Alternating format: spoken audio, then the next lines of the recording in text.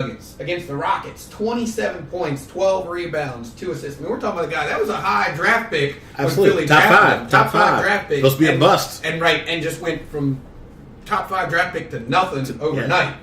Just fell apart. But he's having a resurgence right now in New Orleans. It's good to see. He had 24, 15, and 3 blocks against the Spurs. Oklahoma City, he had 18 and 8. So he's averaging almost a double-double. I mean, the guy is just playing outstanding right now for them, and he needs them to, because they don't really have anybody else with Randall out and Anthony Davis not playing. A guy we talked about, you and I have talked about him for a while, Kenneth Faried, man. I can't say enough. When the Nets said that they were going to be letting him go or whatever, and they were going to buy him out, and he was going to the Rockets. I know I mentioned Tristan Thompson, who I thought would have been a great fit for the Rockets as well. But Faried has just been perfect with them, man. He is just out there going after rebounds. That's a sneak pick right there. Gosh, he's paying off. Against the Magic, he had 12 points, 10 rebounds, 5 assists, 2 steals. I mean, he's got his hands in steals. He's diving on the floor, getting rebounds left and right. Against the Raptors, 21 and 14. Against the Knicks, 11, 8. And 3 blocks and 3 steals in that game as well.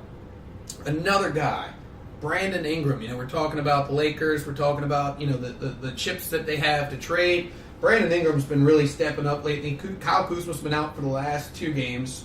In the last 10 games, though, he's averaging 19 points, 6 rebounds, and 4 assists. I mean, that's what they wanted from Brandon Ingram. They've been waiting. Right. They've been waiting. So, yeah, he had 36 points the other night. He got 36 points, 5 rebounds, 5 assists against the Sixers the other day. 22 points, 2 rebounds, 4 assists versus the Suns in a win. A couple of losses, but he was still playing really well against the T-Wolves, 26 and 1. Against the Warriors, 17 points, 5 rebounds, 3 assists.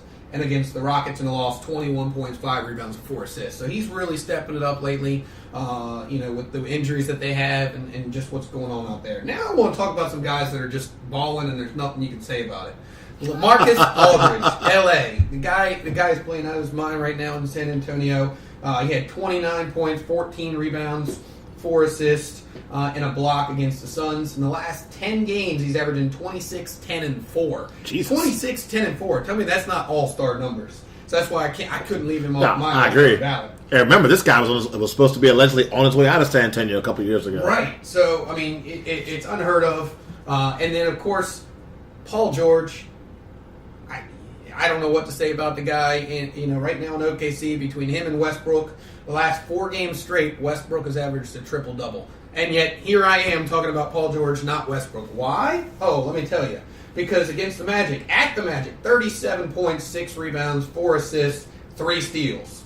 Against the Bucks, 36 points, 13 rebounds, 3 assists, and 3 steals. Against the Pelicans, another win, 23 points, 11 rebounds, 7 assists, 1 block, 1 steal. And then, of course, against the Blazers, 36 points, 8 rebounds, 4 assists, 1 block, and 5 steals. So, I mean, the guy is just doing everything on the court.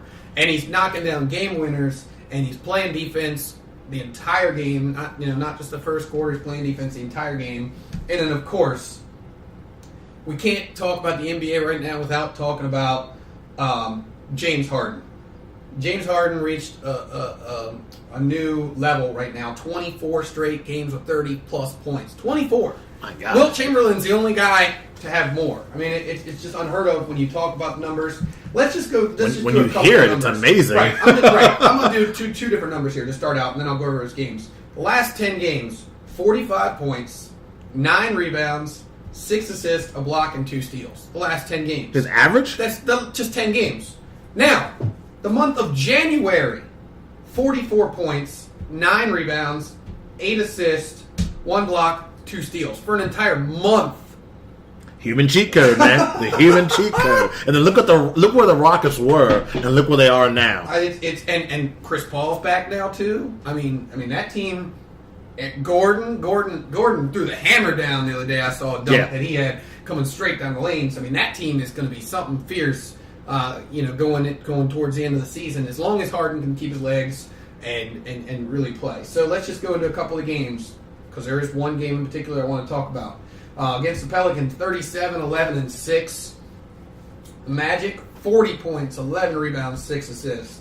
The Raptors, they won that game 35 points. He only had 2 rebounds and 7 assists. But here it is.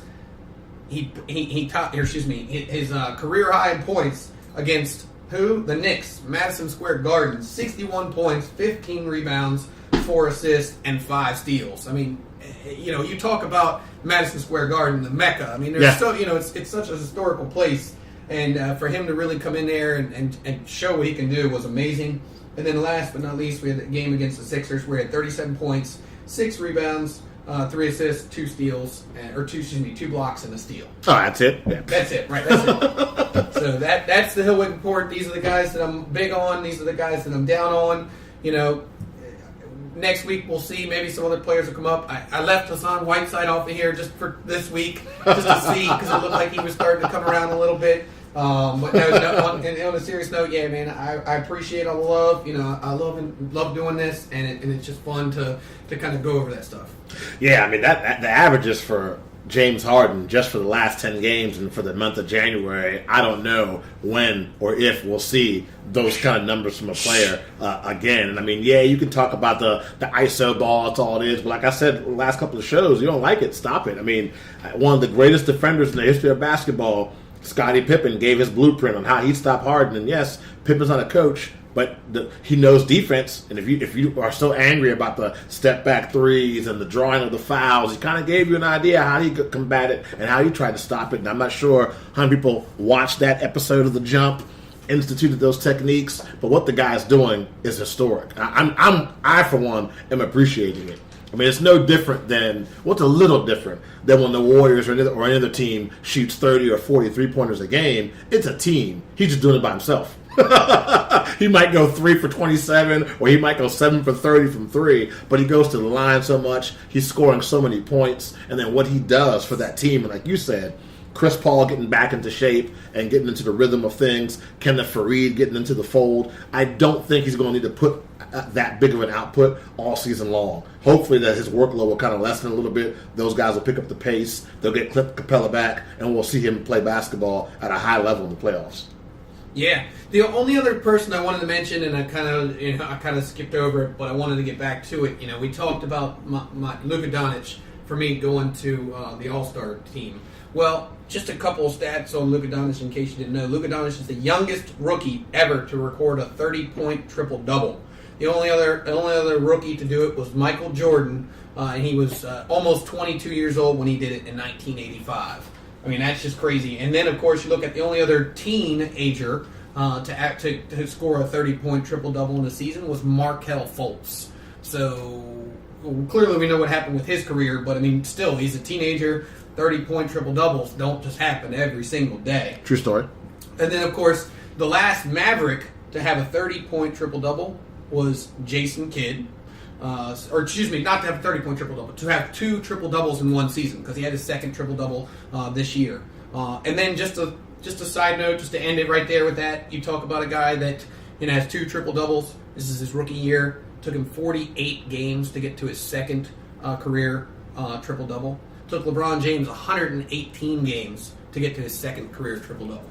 So we talk about stats. Yeah, like I said, a strong case to make the All-Star team. Right. You don't have a strong. I don't have personally a strong argument to keep him off of the All-Star team. Anybody who does, I would love to hear it, because what the kid's doing right now is it's first of all, it's hella fun to watch, but it's also historic what he's doing right now. And before we start talking about the Washington Wizards, I wanted to make sure we mentioned that we talked about that trade between the Knicks and the Mavericks. The Mavericks also get Trey Burke in that trade as well. So now if you're the Mavericks, you have Trey Burke added to your team, a serviceable guard, a guy who's a scorer, whose career has definitely improved in the NBA since he's come out of Michigan. So that's another good pickup, one not to be forgotten as far as Dallas goes. And also, too, I know we talked about Kawhi Leonard and also Kyrie Irving being free agents next year, but don't forget about Kevin Durant, Gasol, DeMarcus Cousins, Klay Thompson. Those are also guys that are going to be free agents this upcoming offseason that the Knicks could potentially sign.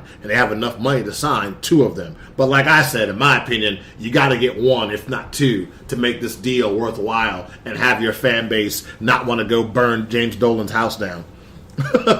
For sure. Yeah, Burke's a guy we know a lot about. He played here in Washington for a little bit. I liked him coming off the bench for John Wall and helping out with points. So, still another chip that they got out of it. So it's definitely good. I saw the same thing come up too. So, yeah, it's good that you mentioned it. Now, speaking of the Washington Wizards, we are 6-4 in our last 10 games. A very good, strong win the other night. I'm seeing a lot of good things about this team. I know we have the rumors about Otto Porter potentially getting traded. I know I saw today on Twitter that the owner, Ted Leonis, has come out and said that John Wall, Bradley Beal, and I want to say Otto Porter as well, will not be traded before the trading deadline. But we've heard that a lot. I'll take that with a grain of salt. Somebody comes with a really good offer. I can see Otto on his way out, so we'll have to see. Just for me, I look at the Wizards, man. I'm happy with the young guys and the play that we're getting from these guys. My expectations for this team are very low, but they're low. But I'm enjoying what I'm seeing. I'm enjoying the play of a guy like a Thomas Satoransky. I'm enjoying what I'm seeing from Randall, a guy that the Wizards picked up off the scrap heap, who's playing solid basketball. Thomas Bryant, you and I talk about week after week. The next game for the Wizards is going to be the Milwaukee Bucks at home on Saturday. But I'm excited with what I see with Washington. Oh, 100%. I mean, you can see why they were so eager to get Ariza. Why, even though the trade fell apart, they still wanted to keep it going. Yep. Because, man, that guy Ariza, the last 5 games, 16 points, 4 rebounds, 3 assists. He goes 3 for 8 from the threes with 27 points against the Warriors. 20 points against the Spurs. He was 4 for 12. So, I mean, he's going to knock down threes. He's going to play defense. And Jeff Green, I can't say best pickup of the season. Not just the Wizards, but I'd say maybe one of the top 10 free agents in the NBA. Right. I mean, 100%. I mean, we talked about him. I can talk about him until I'm blue in the face about how I was so happy when we got him because every time he plays us, he kills us. It seemed like he scored 50 points on us. Georgetown in the building. Right. So, I love that guy. And then, of course, we got the young guys. Gary Payton II, a.k.a. the Mitten. I heard that. I swear to you, I heard that, and I was like, "Wait, what? So what?" Well, then, you can't call him the glove because his dad was the glove. But he got in the game the other day. Had 11 points. He had 11 points in 12 minutes. So it was good to see him getting in there. He was solid at Oregon State. So I mean, oh yeah, he can jump too. Yeah. He's athletic. So it's great to see these young guys come in, actually do some stuff, and kind of help us see what do we have here in the future with this team. Because we don't know, because we got so many injuries. We got Markieff Morris. Obviously, we know what we're getting in John Wall, but John Wall's hurt. I'm not even going to say his name because I know that it's not allowed to be said on this podcast. The 7-footer, yeah. Right, the 7-footer. We'll just call him the 7-footer. So, I mean, this team does have a lot to look forward to. And you mentioned it, man. Satoransky, I think he's one of my favorite players on the team right now. I'm real close to getting the black district jersey Satoransky. I'm about to make that move. My dude's playing, man. Oh, yeah. So great game against Golden State, going head-to-head against Steph Curry. That's what made me really realize this guy's a more than serviceable guard in this league, was that Golden State game. Well, see, the thing I think about Satoransky was you're talking about a guy, what is he, 6'8", I think? Yeah, 6'7", yeah. Sorry. 6'7" point guard. You don't see, I mean, yeah, that's kind of like what the league's becoming, but when you look at him, he doesn't look like a guy that's 6'7", 6'8", but he's out there balling. I mean, he's great passer. He cuts to the basket and he's got that little floater now. He's perfected that floater. It's beautiful to watch when he goes down the lane. But like you said, against Golden State, he had 20 points, 3 rebounds, 10 assists, 3 steals. I mean, he's playing under control. He's not like playing like he's out of his league or anything like that. He looks like I belong here. Yeah, whereas exactly. Before, when he would come in for Wall, he would look lost. He would look like, not necessarily lost, but just look like he just kind of didn't belong, like I said. But he's really stepped up, and I'm very happy with the way he's been playing. Yeah, sure. And I've been talking about it every show, and I'm going to keep on talking about the leadership of Bradley Beal and just the output they're getting from Beal every night. I mean, this is going to end up being a really good defining season for his career, in my opinion, because it's a chance for him to be the lead dog. They still have nationally televised games. When you saw him on ESPN yesterday, the way he handles himself with the media, just the stars and things are lining up really good for Bradley Beal, and the lights do not seem too bright for him at all. No, not at all.